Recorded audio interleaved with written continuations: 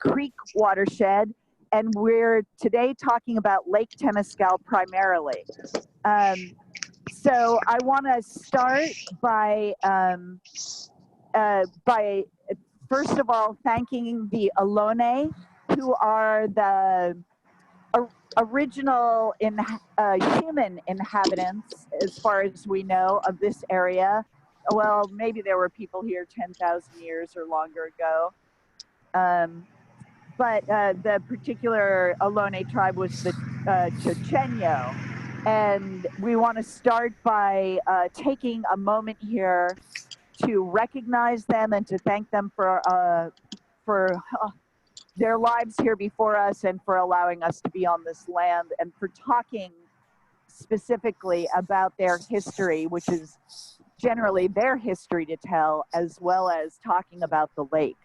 But while we're talking about ancestors, I also want to thank the ancestors of all the other neighbors that have been here, the watershed neighbors. We call watersheds neighborhoods because we like to think about them as communities of people and animals, of flora and fauna. And there are so many different creatures which have lived here long before probably even human habitation.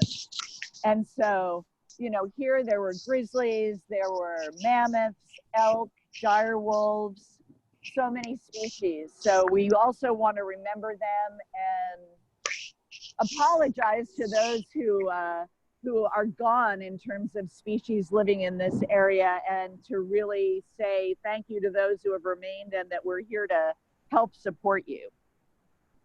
I just want to let you know that the first two episodes about Temescal Creek are on the Holy H2O YouTube site, and you can see them both there. And that also I wanted to let you know that these live streams are part of a bigger project to create walking tours within various watersheds and waterhoods in the East Bay. We're starting with Temescal Creek watershed, then we're going on to Salsa Creek, then to Strawberry Creek, and then to Peralta Creek, all within about the next 4 or 5 months. So we hope you'll stick with us. And then I also want to let you know that we're looking for schools to partner with so we can get these educational resources out to them. If anybody has schools in Oakland and in Berkeley, you can recommend. So thanks everybody, really thanks a lot for coming. Use that chat box plenty. Make comments, ask questions. We always learn a lot from the participants who have little tidbits to share. So please do share it with us. We send that shout out afterwards. And okay, so I'm up here way above the hill. Hopefully you can see the lake down there. And then I'm gonna scan over here a little further to the east. So you can see this is the 24 freeway that is going up through the Caldecott Tunnel. And I think Constance or somebody's going to be talking about that a little bit more, the formation of the tunnel and the impact on the lake, which was, of course, not a lake originally, but just a creek. And we're going to be covering all of that. But I want to give you a big overview. There you can see down to the mouth of the creek, which is to the right side of the Bay Bridge. And then all the way up the watershed, there's downtown Oakland, and then up here the Oakland Hills, which house the headwaters. And in addition to headwaters, there's also several creeks that feed into Temescal Creek and make it, at least at one point, one of the really largest and most powerful creeks of the East Bay. So I think that's all I'm going to show from here. And then Joshua, are you taking it over from here? Yeah, I'm happy to. Okay, everybody can good. Hear me okay? Yeah. And I'll see you all next at the lake. Okay, see you here. Hi, everybody. I am standing on the dam. I will mostly show you my out-facing camera. Let me switch that. And I'll also put my mask on when people get anywhere close. Let me switch to that. Okay. So yeah, I'm standing right on the dam, and what I'm going to do is spend the next 10, 12 minutes or so talking about how this place came to look like this, how it transformed over eons, and then how rapidly it changed once humans and especially white folks started changing the landscape because we were taking over and we needed the water to drink for our expanding populations. And probably while I will walk down this straight line path here, which is the exact length of the dam. So before I get into the dam specifics, I'll grab my notes. And I will try to zoom in on any awesome wildlife that we encounter as we go, if possible. So yeah, I wanted to thank Elizabeth and thank Constance and thank Zoe for all the work that y'all have done putting this together. And again, I wanted to honor the Huichun Ohlone who lived here, and I'm learning about them, and it's certainly a privilege to be able to. There's a pigeon that just flew by. Certainly, it's an honor to be able to continue to learn and teach about them. This land that we live on in the bay is new relative to the land masses on the earth. It's fresh land, and by that I mean that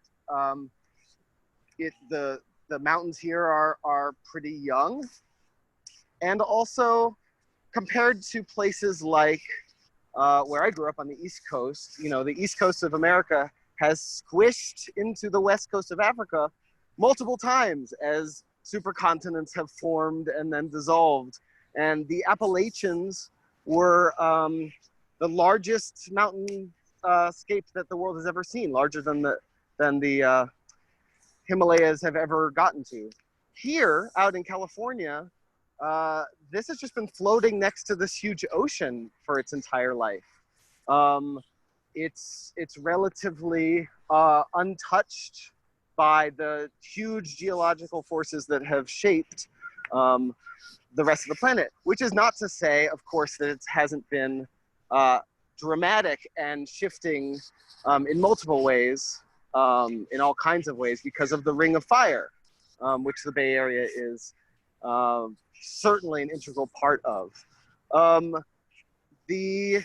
Let's see, it was about 10 to 15 million years ago when we had, oh, there's a crow.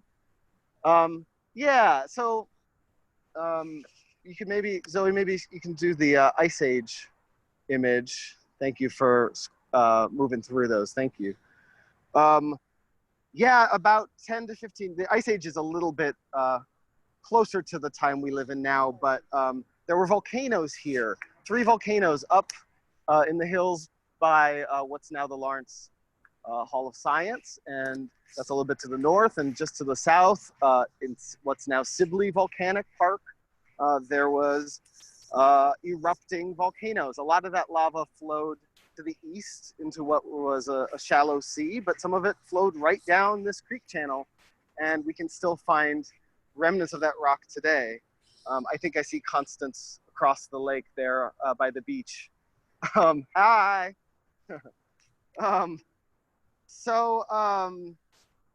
Yeah, this is a strike slip fault, and the fault line crosses just basically where Constance is now across the lake. It stays on the east side of the lake primarily, and we'll take a look at that later on. There's some evidence of the fault line creep in the pavement on the other side of the lake. But it's a strike slip fault, which means that the Pacific plate, obviously holding the whole ocean there, is sliding under the North American plate, and then also the North American plate is moving north. So pressure builds up over time. Here's a nice open view of the lake. And you get things like volcanoes, you get things like earthquakes. The reason that these volcanoes that were here 10 to 15 million years ago are no longer spewing lava and are more than dormant, they're actually extinct, is because the hotspots have moved on. So the same kind of fiery charges from the depths of the earth that used to make volcanoes here are now miles off the coast of Mendocino. And that's called the Mendocino Triple Junction. There's a small tectonic plate called the Gorda Plate, which is kind of being buffeted by its larger siblings, the Pacific and the North American. And that creates a whole bunch of earthquakes up there now. But, you know, when the fault line slips past a creek, what's formed is a shutter ridge.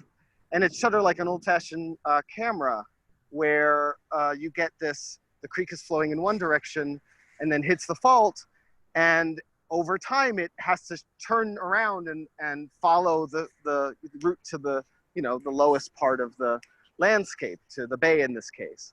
And so when you have a shutter ridge created, you have an offset stream, and the stream is offset depending on how far it has to change with the fault line. And there are a number of creeks along the East Bay Hills that do that.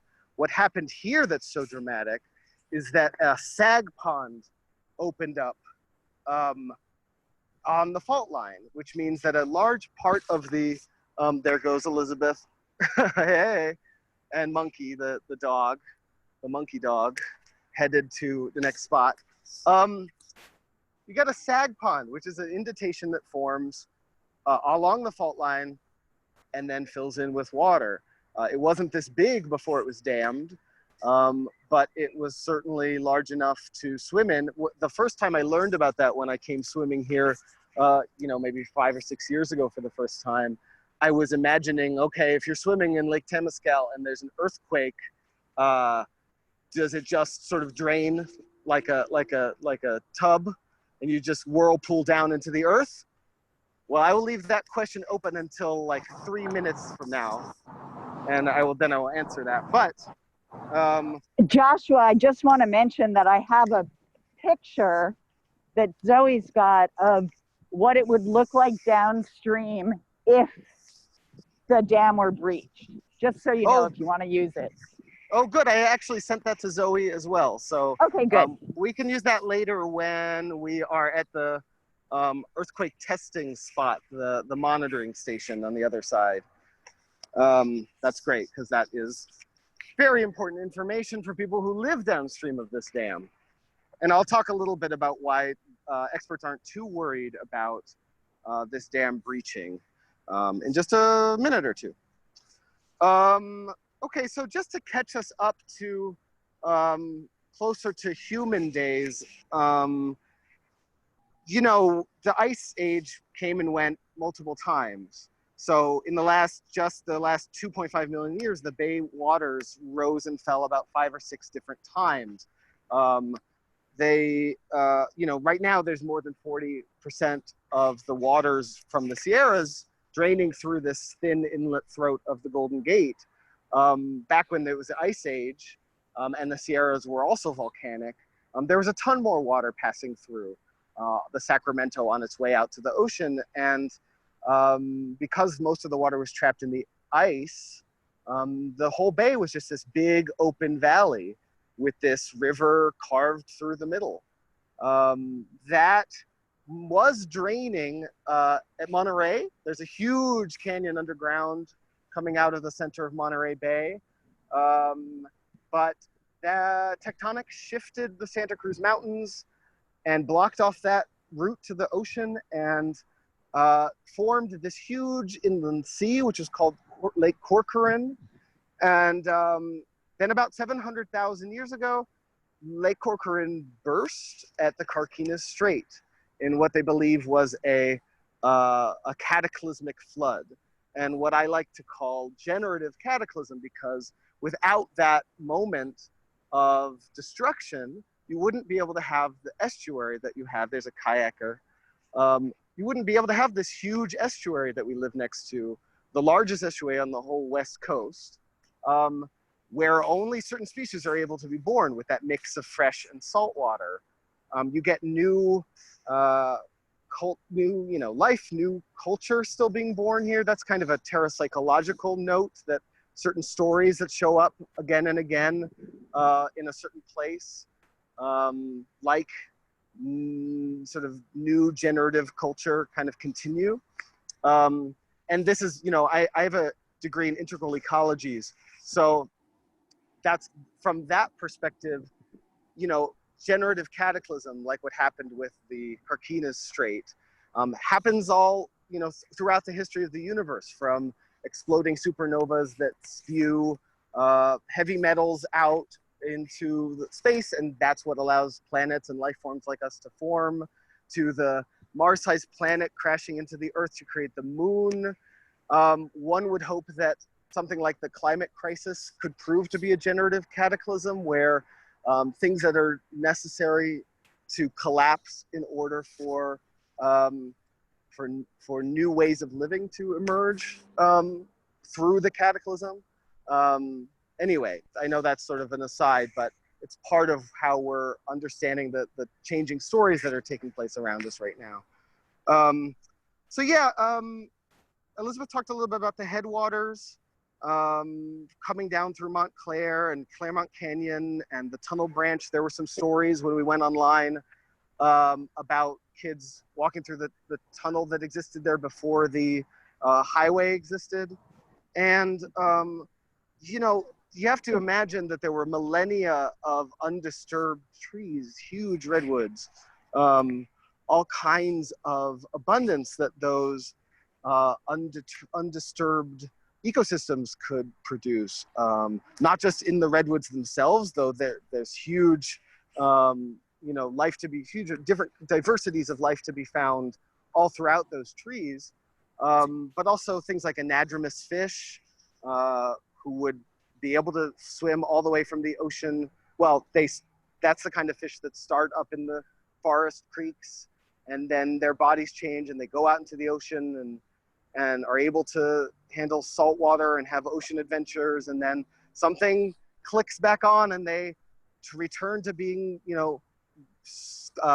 sweet water, and their bodies shrink to be able to fit into the creeks that they came from, and they give birth and give their bodies back to the forest.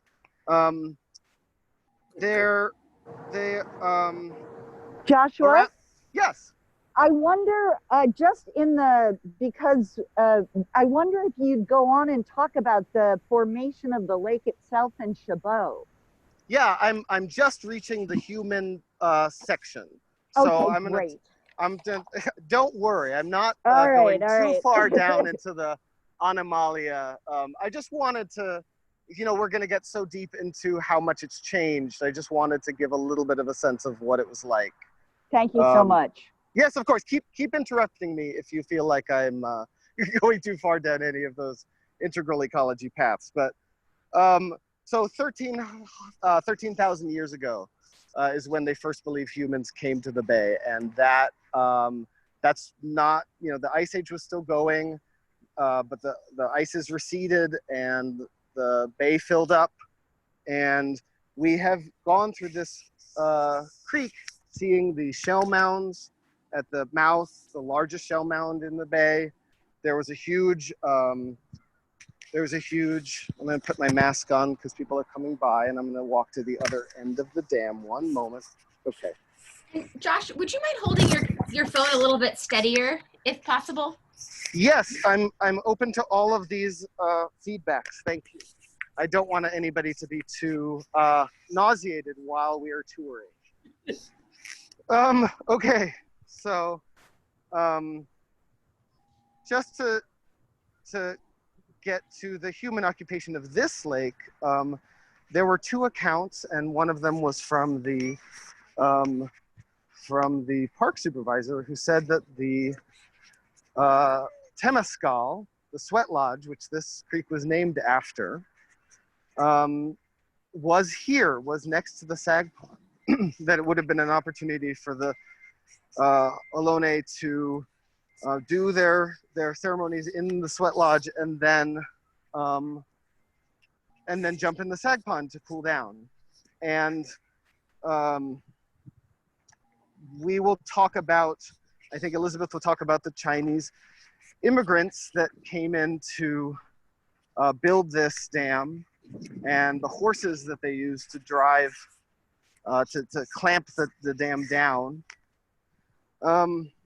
But Constance brought up a good question when we came here to scout out the place, which is, why would you build a dam directly on a fault line?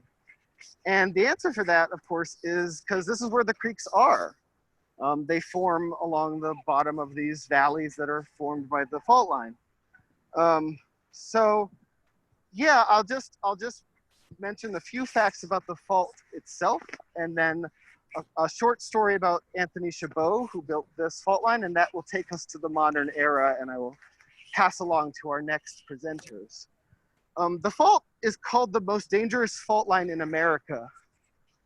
This fault that we're on right now, and all of us in the East Bay, and really all of us in the Bay Area, are affected by it. That's why it's most dangerous. I'm gonna come around the side here and see if I can get a view of the dam. It was built in 1868, and 1868 is also the year that the last earthquake occurred on this dam, or excuse me, on this fault line. So you have to imagine they're building the dam here. It's the first reservoir that they're creating for Oakland's growing drinking water needs. And okay, I want to give them a little privacy, but you guys see where we are here. I'll pop right here. It was a 6.8. It was, some people say it was a 7.0. It was, before we were measuring these things precisely. But it happened the same year this dam was built. And on average, I have a graphic we'll show later, but on average, these earthquakes happened between 95 and 183 years. So they average about 150 years between earthquakes, and we're currently at 152 years. There was a description of the San Leandro Creek during the earthquake that there's a fissure that opened up 8 feet wide that stretched for miles, and that smoke arose out of it and water rushed out, and that the San Leandro Creek was dry before the earthquake, and then it was filled with several feet of water afterwards.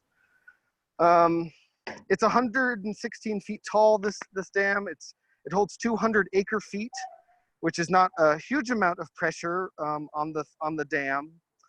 To compare, the Oroville Dam, which failed in 2017, that's the largest dam in the country, and that holds 3.5 million acre feet. It is shifting a little bit. We can get into some of these details when we look at the earthquake monitoring station on the other end of the park. But I'll just finish this section by saying a little bit about Chabot. He's this larger than life figure. He's the one who created the dam, and he was called the Water King. At 14, he ran away from a boarding school in Montreal, and he walked 400 miles to New York City. And he worked on a farm in New York City, in Manhattan, so that gives you a sense of the time. He worked up and down the Mississippi River, working with tanning hides from Mexican California. By the time he came out for the, yes, you want me to? I'm so sorry to interrupt you, but we're already okay. a half an hour in, and we've got lots of topics to still cover. So if you could wrap up Chabot and the water company, that would be awesome. Okay. The most important thing about Chabot is, besides these wacky stories, is that he invented hydraulic mining, which means that you take the rivers up in the mountains and you smash the mountains in order to find gold. And in doing that, they were able to find more gold, but they also spewed sediment all throughout the Sacramento River system. transforming that system forever. When he came out here, he was involved in a lot of different water projects. But yeah, I think that's probably fine. I will pass on to the next presenter, and I will just say a few things towards the end, and I'm happy to answer any questions. Go ahead, Elizabeth. Okay, so one of the really crucial things about creating the dam itself was how that happened. And so the dam, which again, I've got another view of it here. You can't even tell it's there because it's completely covered with foliage. But it was created through the efforts, I think this was in, when was it, 1866? Is that right, Josh?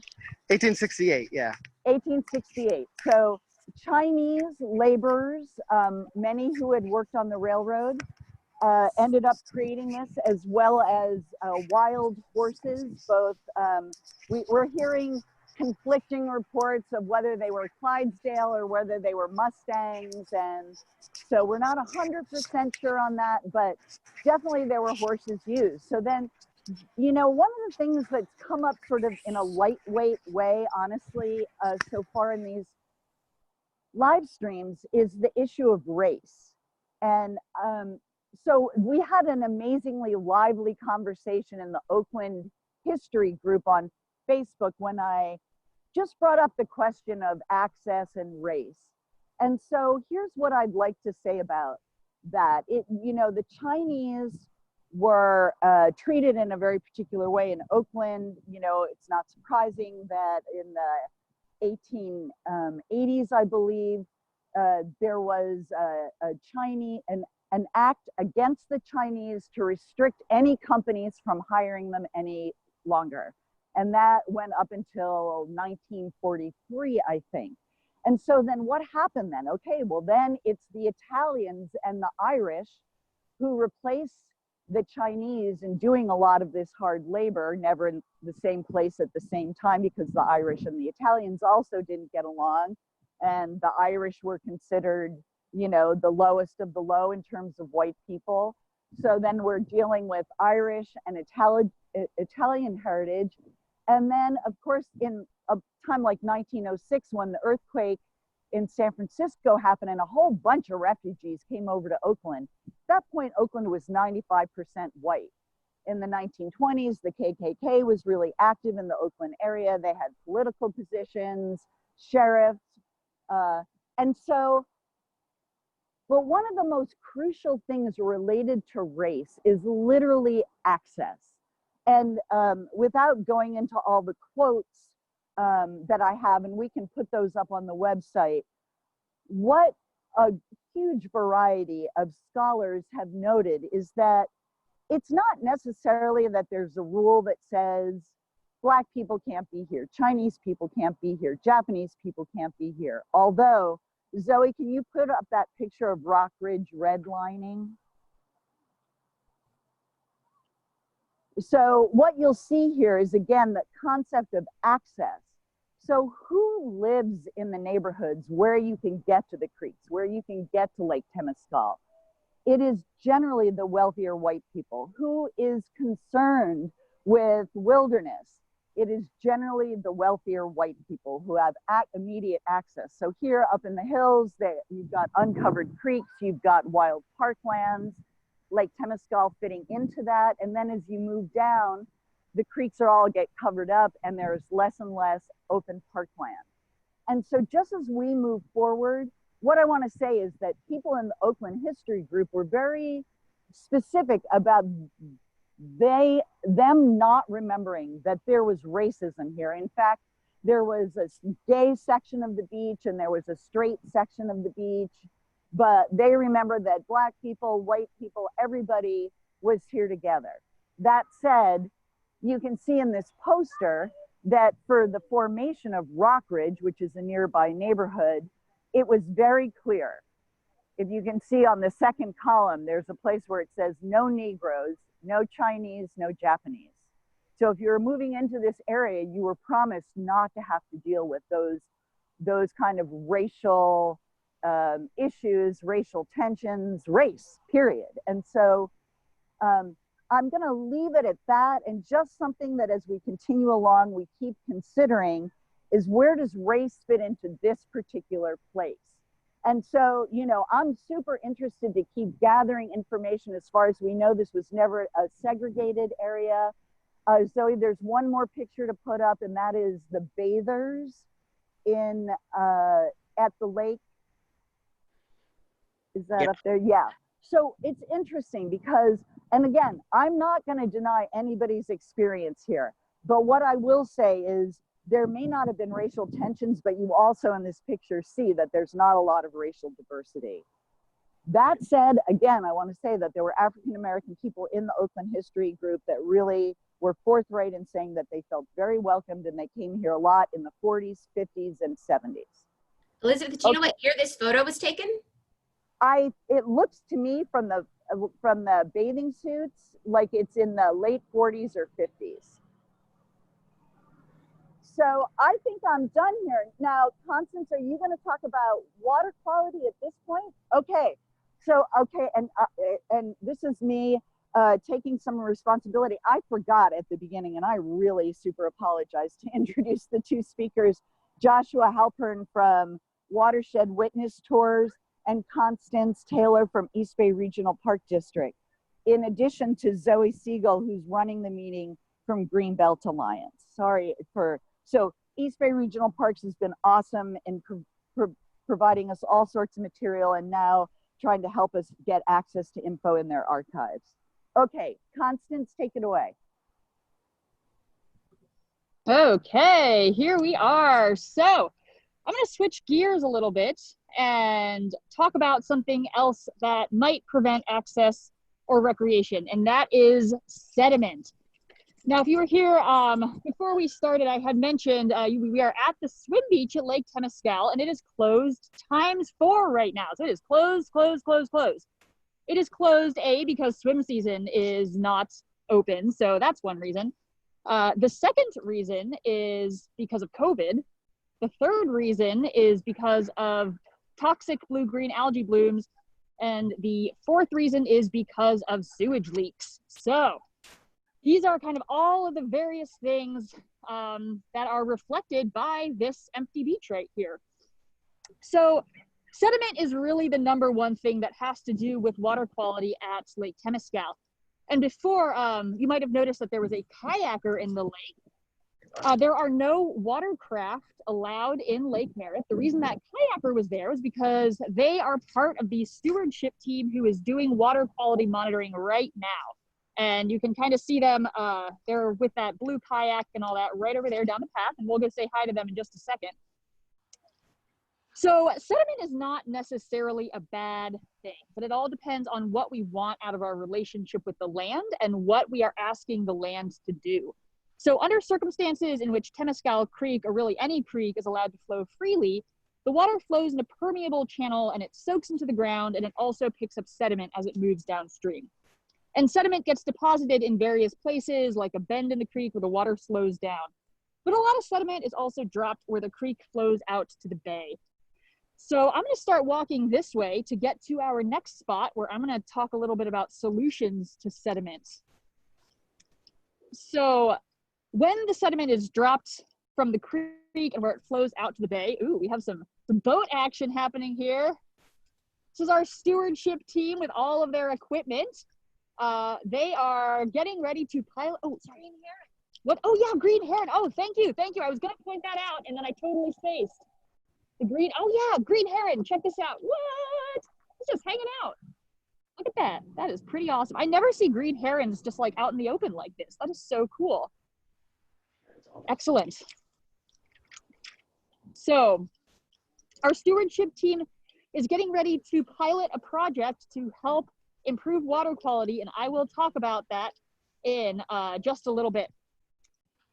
So as we've got sediment, so going back to sediment dropped where a creek flows out into the bay.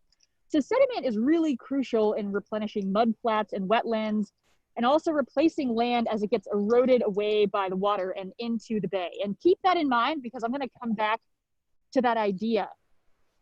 And ultimately, one of the main jobs of rivers and creeks is to move sediments. And that's, you know, that's just what they do.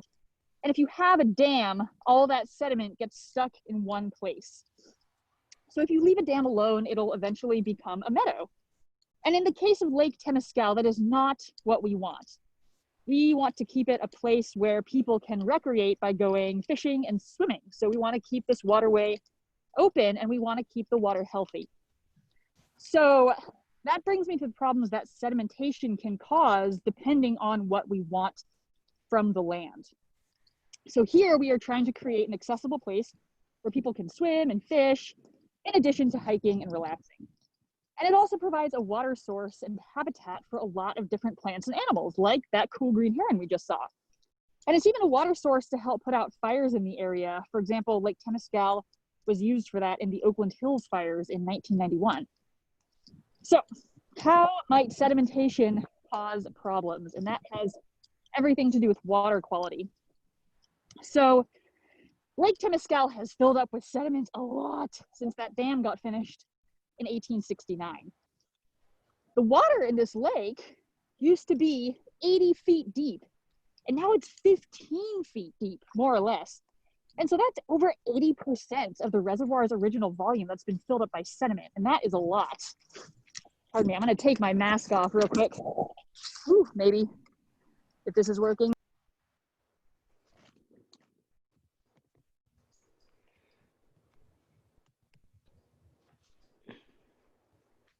Why did we lose that? We may have lost Constance.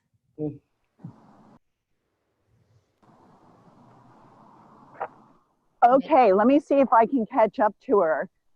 But I don't know if you guys saw when I was just walking by the water monitoring people and all the gear they have. They are definitely looking for some extensive stuff, because I've done a lot of water quality monitoring myself and have never seen that level of gear for that we it's way beyond what we usually use. Yeah, Elizabeth, it Sorry looks about that. Oh, good, you're back. Sorry okay. about that. Yeah, whoopsie. Let's see. At what point did I cut out? When we were talking about the lake being used to put out the Oakland Hills fires? Yeah, I think so. Great. Okay, so let me just turn my screen around so you don't have to look at me with my mask on. Let's see here. There we go. Okie dokie. Okay. So we were talking about sedimentation, and ultimately it comes down to the issue of water quality. Did you already hear me talk about how much Lake Temescal has filled up with sediment? Yes. All right, does anybody remember how much? You can put it in the comments. Pop quiz. Oh, was that a chat thing? No, no comments. No one Oh, remembers. okay. A John lot, yes. A lot is also correct. 80%. So, oh, Sharon yes. and Kimberly and Laura, or Sharon and Kimberly. Awesome. Yes, the water used to be 80 feet deep, and now it's about 15 feet deep. So that's 80% filled in by sediment, which is crazy. So when you have that much sediment, the other thing you have is a ton of nutrients. And the nutrients are really what are causing the problems that we're seeing today. So how do these nutrients get here? Well, it's through storm drains and runoffs. And in case you're not aware of the difference between storm drains versus sewers, the difference is significant. So storm drains are like those areas on the sides of the roads that sometimes have the grate over them, and the water just goes directly down in there, does not pass go, does not collect $200, and it comes straight out into whatever waterway is downstream. So sewers, on the other hand, are the water that goes to a water processing facility and it gets cleaned before it's released back out into the world. So that's, your sink drain, your toilet, your bathtub, all of that stuff. So we've got water coming in through tributaries and storm drains into Lake Temescal. And Zoe, if you could bring up the first picture with the map and the picture of the two tributaries. So I've circled Lake Temescal. It's that kind of red blob. I don't know if you can kind of like circle around it with your mouse. There we go. Yeah, there's Lake Temescal. And so on the east side, we have Tunnel Branch coming down. And then on the south end, we have Temescal Creek. And so what we're looking at is the watershed that drains into Lake Temescal. And it's about 3 square miles that drains into Lake Temescal. Temescal Creek is about 1,200 acres that gets drained, and Tunnel Branch drains about 600 acres. And when they're draining, they're bringing stuff like phosphorus and nitrogen through cleaners and detergents, in addition to pollutions like oil and dog poop and trash, and anything else that might get flushed from the storm drains either into the tributaries or through the storm drains directly into the lake. So because of this, the water quality really started to decline in the 1970s, and a lot of it had to do with fecal coliforms, which are a type of bacteria. So where I am right now is at Tunnel Branch, and I am at one of the sediment ponds that was created in the night. So this is the view right behind me. So Tunnel Branch is culverted and it runs right out here, and you can see it's kind of this pond that's a little blocked off by all this vegetation. It's also much deeper than the rest of the lake. Or it's at least, it is, well, I'll get to that in a second. So this was one of the solutions created in the 1970s that is still used today to deal with runoff and the resulting bacteria that come from further up the watershed. And if you could show that picture of the dredging equipment, Zoe, I just think this is a cool picture because I don't think I've ever seen dredging happening in person. So it's kind of fun to look at the pictures. There's that big giant scoop that comes down and just scoops out all that sediment. So that was when these sediment ponds were being built. And there are 2 of them. There's one here at Tunnel Branch and another one right where Temescal Creek enters into Lake Temescal. So how does this help? Well, the water comes down into the ponds before it's really released into the lake at large. And what this does is slows water down a lot. And the larger things settle. If it's sewage, it'll kind of settle down if it's larger pieces. And if it's not that big, then the stuff tends to kind of float around on the top where it'll get knocked down by UV light and temperature. So that'll reduce contaminants significantly. And can you bring up that fecal coliform chart, Zoe? Yeah. Great. So here we go. This is actually from a really cool report called Restoration of Lake Temescal. It was published in 1980 by the Center for Environmental Research Information and the EPA. And this is the chart showing the effectiveness of these sediment ponds. So this is the bacterial die-off rates. So if you can just contain the water for 72 hours, you have a 98% reduction of total coliform and 93% reduction of fecal coliform. So these sediment ponds, they look very placid, but they are actually hard at work. And these 2 ponds are dredged yearly, and the sediment is removed. It takes about 3 or 4 days for the whole process. And that's, I mean, I don't know if you can really see, this is not a large pond, but dredging is not a simple operation. And that is why the big solution that would really, really help lake water quality overall is to dredge the entire lake. And if you can think of like 2 little tiny ponds like this take 3 or 4 days, you can imagine how long it would take to dredge a lot of sediment that's been building up for over 100 years for the entire lake. So the reason it hasn't been done yet is because it's a huge and complicated and expensive project. And I'm going to talk about that a little bit later when I'm down at the south end of the creek. So hold that thought. So the sediment ponds really, really help, but there has been a new issue cropping up since 2014, and that is blue-green algae. And if folks are not familiar with cyanobacteria, it is an organism that is responsible essentially for, at the beginning of the atmosphere that we know of being created today, it was there pumping out oxygen. And so it's been here for forever, essentially. But there can be conditions like when there are low water levels and limited water circulation and increased heat and light, it can cause cyanobacteria to bloom and in some case release toxins. And these toxins can act as neurotoxins, and it can also damage your liver as well as cause some other nasty issues. So it's not known what causes the cyanobacteria to become toxic.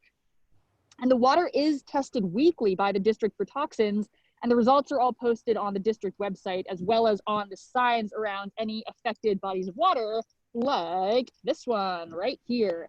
So if you're ever wondering and you're at East Bay Regional Park, if the water is safe, there are going to be signs around to tell you. So the issue is, you really want to make sure that you or pets do not have contact with the water if you're seeing these danger signs. Because yeah, if you get it on your skin or if you drink it, then it can cause rashes and skin and eye irritation and allergic reactions and gastrointestinal problems. Or if it's really bad, then serious illness or death. So definitely to be avoided.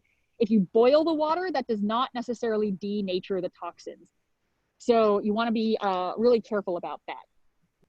And it also does not help that there are sewage spills into the lake from the city of Oakland sewer system. So unfortunately, the last one happened very, very recently. It was just around June 10th of this year.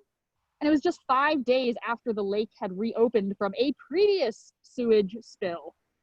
So yeah, that's one of the reasons, like I said before, sewage and blue-green algae are one of the reasons that the lake is closed right now. Can I just yeah. interject one quick thing in here? It is Sure. also, for those of you who were at our last episode at Frog Pond, it is also why that creek, which is a faux creek pumped, often does not get turned on, because that water is coming from Lake Temescal, and if there are water quality issues here, that creek can't get turned on. So that's part of the issue. And then of course, all of this, even though the creek is all culverted, it still is all going downstream. So just to keep in mind, you think, okay, well, that's all right, it's all trapped in Lake Temescal. No, it isn't. It continues to move down the creek. Awesome. Thank you for adding that, Elizabeth. So, you know, we can all agree that sewage in the waterways is bad. It's a public health issue. It's a water quality issue. It really affects the recreation possibilities around the lake. It affects the wildlife. So East Bay Regional Parks is having discussions with the city of Oakland about this, and has. Ultimately, it comes down to the city of Oakland sewer system is about 80 to 90 years old, and it needs major repairs. And ultimately, it's the city of Oakland that needs to do the work. So if you are wondering what you can do, definitely talking to your city council members so they know it's on your radar, put it on their radar, and they know people care about it. And there's also a few press releases as well that the East Bay Regional Parks District has put out about recent sewage spills in the water. So I am going to continue walking this way along the perimeter of the lake. And in the meantime, Joshua, are you in place? Because I'm going to turn it over to Joshua to talk about something else that is monitored regularly around here. I am currently at the creek, at Temescal Creek itself, which is right where it goes into the lake. It passes by several ducks, and there's this beautiful bridge. I think this is probably not the algae that Constance was talking about. This is probably fallen from the trees. It's more like pollen, all this greenness on the surface of the creek. But yeah, you know, thank you for all that, Constance, because I think the water quality issue is such a big one. And I saw that somebody asked how these spills keep happening, and at least one of the issues at the moment is all the wipes that people have been using and flushing those down the drain, and people not being aware of where that goes. The other thing I'm going to say is if my phone dies, I can switch to I have another phone going, so I'll keep an eye on that. And yes. Joshua, if you need it, I've got a backup battery. We are and covered. so at this point, are you going to show the earthquake meter and the pavement? Are you there yet? That's where I'm headed. I'll be there in 5 to 10 seconds or so. Okay, cool. So, you know, one thing I want to say is that Constance talked about, you know, the sewage spills and the city of Oakland, and which is true. It's their ultimate responsibility. But in all honesty, a lot of those sewage spills, as Joshua just mentioned, have to do with how we're treating our sewers. And if we're if we're putting down wipes or things that are going to clog them up, then of course there's going to be sewage spills. So I myself have passed by several sewage backups all throughout Oakland since COVID based on wipes. Please stop flushing your wipes. It's crucial. They're also causing a lot of problems down at the waste treatment plant. So just stop flushing them. Okay, Joshua, there you go. Okay, I'm just arriving to, let me adjust my mask. I'm just arriving, I don't know if you can quite see it, but there's this antenna coming out of the top of this building. It's a Parks building at the moment. And as I come around the corner, there's this, reader here. Can't quite see all the details, but this is where they're monitoring the slippage in the fault line. And you can see right here on the sidewalk, there are multiple cracks that have formed. You'll see them as I get closer right here. See all this crack going on? That's because the sidewalk itself has shifted, because this is the exact fault line. It goes, miles underground, this little crack. And here's a little bit about that. You can see this orange line here is where the fault crosses Lake Temescal. And yeah, and they're just waiting. If we want to put up that map of the downstream potential for flooding after a major earthquake, they're not as concerned. There you go. Yeah, I mean, this is the biggest disaster that could happen as a result of this dam. And everybody who's below this dam in those neighborhoods probably wants to have some awareness of plans to move to higher ground or move out of the way. Because it's not a ton of water that this dam is holding up, and because earthen dams, even though they're older, it's an older design, especially using horses to stamp down the clay. It still has some give, unlike concrete dams, which will just buckle or break if they're stressed. These can deform and then be fixed. So to answer the question that I put before, if you were swimming in this lake and there was an earthquake, would it just drain like a bathtub and you'd be sucked into the earth? No, that's unlikely. I'm not the only person to ask, and scientists have been able to affirm that the worst that would happen probably would be some cracks that would form, which would be ideally fixable. But yeah, it is slipping, and it is something that all of us can do to be aware, to have our bug out bags, to have our plans, to have our preparations for things changing quickly and dramatically. I do watershed tours, and all the water, the drinking water, when this was made, it was 10,000 people in Oakland, but 5 years later, it was 25,000. And Chabot dammed the San Leandro Creek in order to provide water then. Within a few years, it was already necessary to go all the way up to the mountains, to the McCullummy River, and that watershed to bring the water for the growing city through aqueducts, just like they did in San Francisco with Hetch Hetchy. And those aqueducts cross over multiple fault lines on their way over here. So having our own sense of where our water comes from, where our local sources are, and what we can do to preserve them, that's a big deal. That becomes the largest deal that you could imagine in the event of an earthquake like that. Yeah, and in fact, some years ago now, I remember E.B. Mudd saying, a rep from E.B. Mudd saying that the very worst case scenario that they could think of is that we could potentially be without water for 6 months. Right. Because the water between the McCullumny and here crosses 2 or 3 fault lines. So that's really important and good information. And yeah, okay. And so Constance, did you want to talk a little bit about some of the wildlife and the plant guides here? Constance? Sure, I can do a little bit of that. Okay. Yeah, so it actually does segue very nicely into what I was gonna start with. So I am gonna get with the plants and animals in just a second.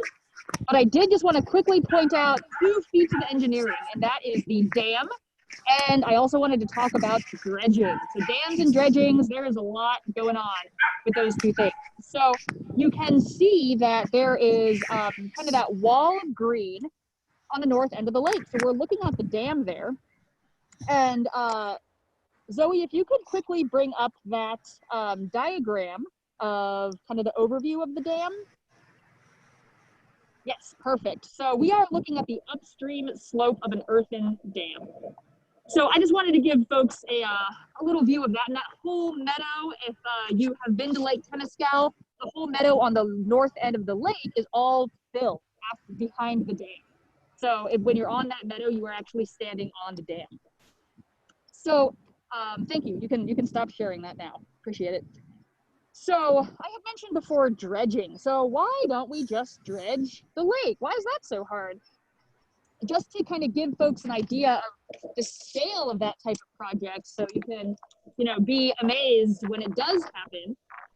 It's estimated to cost around $20 to $30 million to remove about 600 tons of sediment that's been accumulating for over 100 years. And just some examples, aside from the cost of the complexity, is one of the options would be to dredge the sediment, to pull it out of here, but then you have to haul it somewhere. And if you're hauling wet sediment, that is really, really messy and really, really heavy. So there's all kinds of other regulations that you have to deal with when you are dealing with water, because you have to be thinking about water quality and also aquatic organisms. And trucks cannot be spilling stuff all over the freeways or roads, or else there are significant fines attached to that. So that is logistically quite complicated to haul away wet sediment. So how do we do it other ways? So you could also drain the entire lake and let the lake dry out. And you could scoop up all the sediment that way when it's dry and then haul that away somewhere. And that would take the park out of commission for quite some time, maybe up to a year, maybe longer. So there are some pretty significant considerations to think about when we're thinking about dredging. So I had mentioned the program that the stewardship team was doing. Now, the district is always looking at ways to best improve water quality. And the question is possible places to take the sediment. I'm actually going to get to that in just a second. Well, actually, I'll just answer it now. Why not? So yes, what do we do with the sediment? So maybe, and again, this all needs to be figured out, maybe part of the project would be to beneficially reuse the sediment and move it from here to where Temescal empties out into the bay. And this would help rebuild some fringe wetlands that would create more habitat and help filter out pollutants and other excess nutrients before they're flushed into the bay. And additionally, it would also help wetlands meet the challenge of rising sea levels. So that would be a really awesome way to reuse the sediment. But again, all of that needs to be planned out before it starts to happen. So again, in the meantime, what are we doing? So what you were seeing the stewardship folks doing, and we've got a boat out in the water, that is another stewardship person doing some water quality. They are starting a pilot project. And the idea is a nanobubbler system is going to be installed in the lake. And this is a system that adds oxygen to the water throughout the water column. And that makes it a lot harder for cyanobacteria to survive, because they need an environment that is very oxygen poor. So the nanobubbler would hopefully make the water oxygen rich. So that's one of the major things that stewardship is working on right now.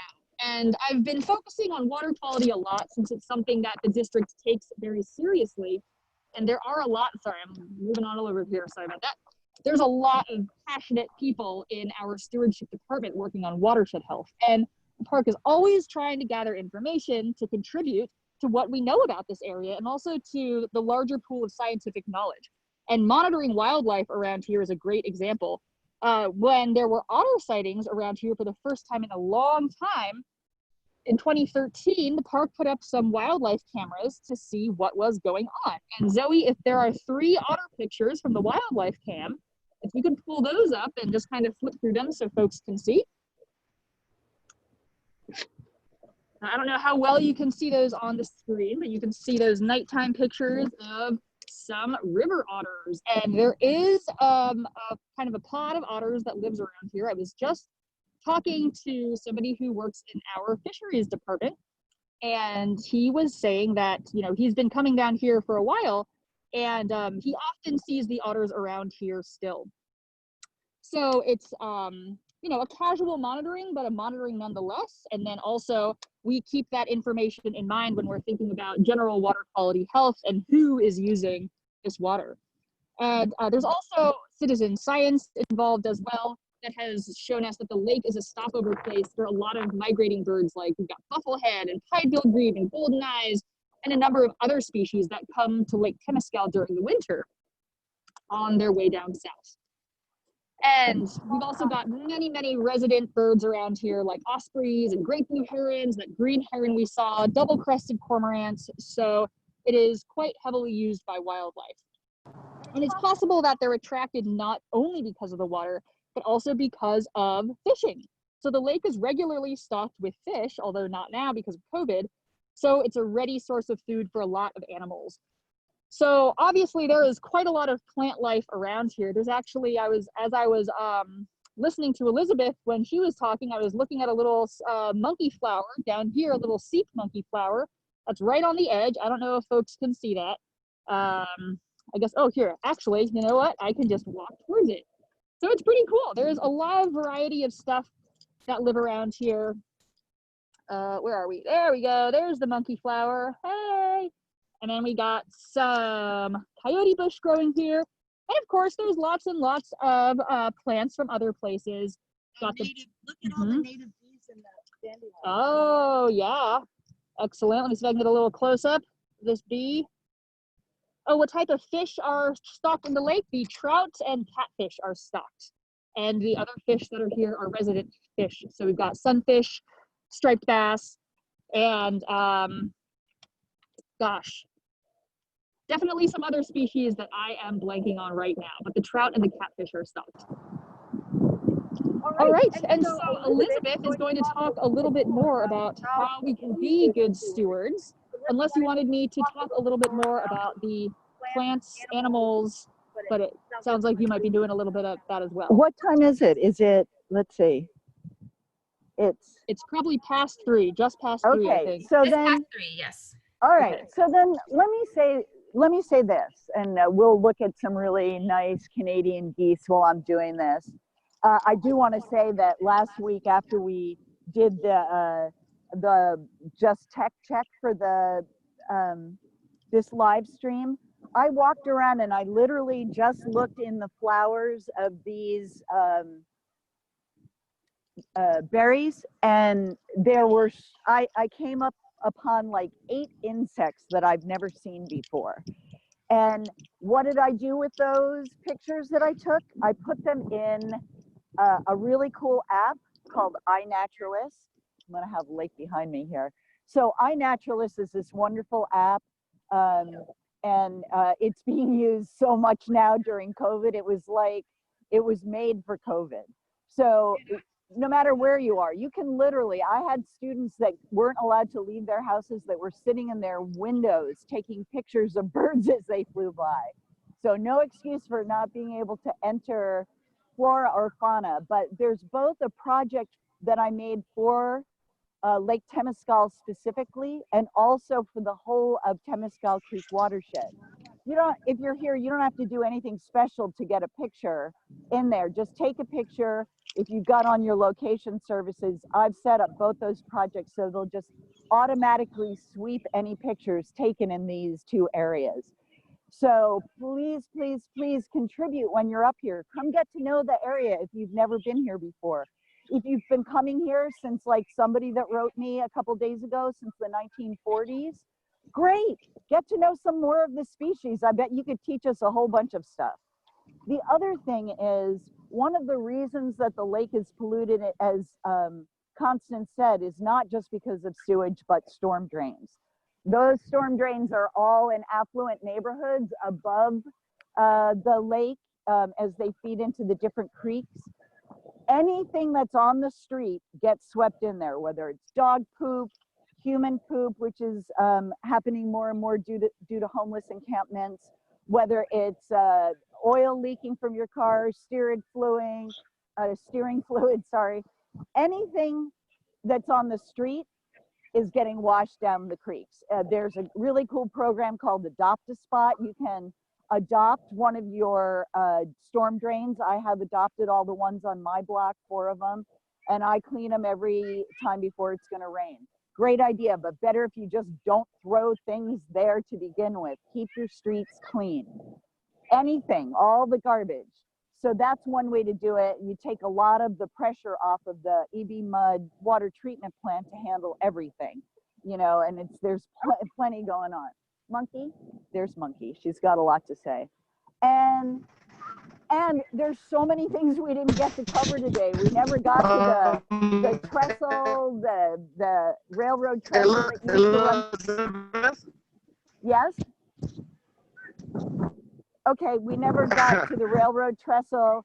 I'm not even sure we got to talk to about the formation of the park itself in 1936 due to efforts of Sierra Club, some people from the city of Berkeley, city of Oakland, what was the pre-parks department.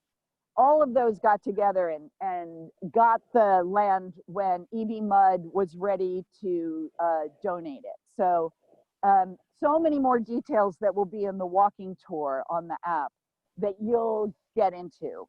So, did either of you have anything else you wanted to add, Constance or Joshua?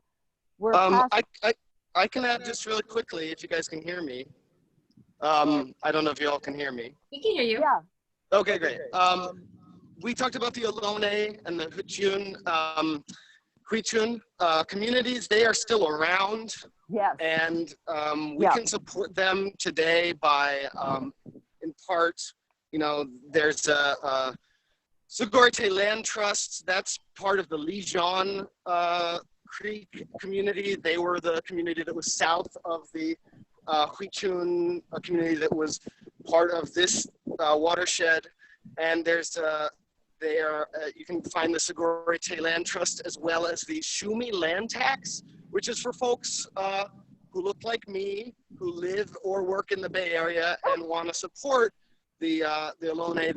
There's an annual tax that you can give to them to help them rematriate the land. And there are places like the West Berkeley Shell Mound that they are trying to bring back up above the ground. And we talked about the Emeryville Shell Mound at the beginning of this. So that's an active community, and we can be allies in solidarity there. So active allies. I can leave it at that. Yeah. And in fact, the next live stream that we're doing in 2 weeks from today, also at 2 p.m., will be at Point Malati, which is in Richmond. And there are an undisclosed, I think there's 5 or 6 and potentially more shell mounds just out there at Point Malati, which is pretty much at the mouth of the Bay Delta. So we'll be talking about that again in 2 weeks from today when we're over there in Richmond. And then after that, we'll be going to Saucil Creek. So starting the beginning, I think it's the 13th, I'm sorry, I don't remember. It'll be 1 month from today. We'll be starting in Saucil Creek, and which is going to be fascinating, super fascinating. I'm really excited about it. And there we'll be getting into a lot more natural history. Temescal Creek has been a great creek to talk about a lot of the big topics. And frankly, so will Saucil Creek and Strawberry Creek and Peralta Creek. But I feel like we've covered a lot of the big things, and we'll be able to get into more details as we get to these other spots. Point Malati's fascinating, huge osprey community there and lots of other species. And we're trying to keep luxury condos from being built out there in a really inappropriate spot. So tune in 2 weeks. And I just want to say thanks to Constance and the East Bay Regional Park District. And thank you to Joshua and Watershed Witness Tours. I believe he's got a tour at the Moke, maybe at the end of the month. And depending on campgrounds, whether they keep them open or closed. And then I also want to thank Zoe, who does a lot of the heavy lifting during the live streams with all these photographs and everything else. She'll be sending out a follow-up thank you email that'll have the chat in it and a bunch of links that are useful for you guys. And then hopefully you'll register for the next one and the next one and the next one, and you can always find them on our YouTube channel if you happen to miss them in person. So I think that's it. Well, I should let people ask questions if there are any really burning questions that came up.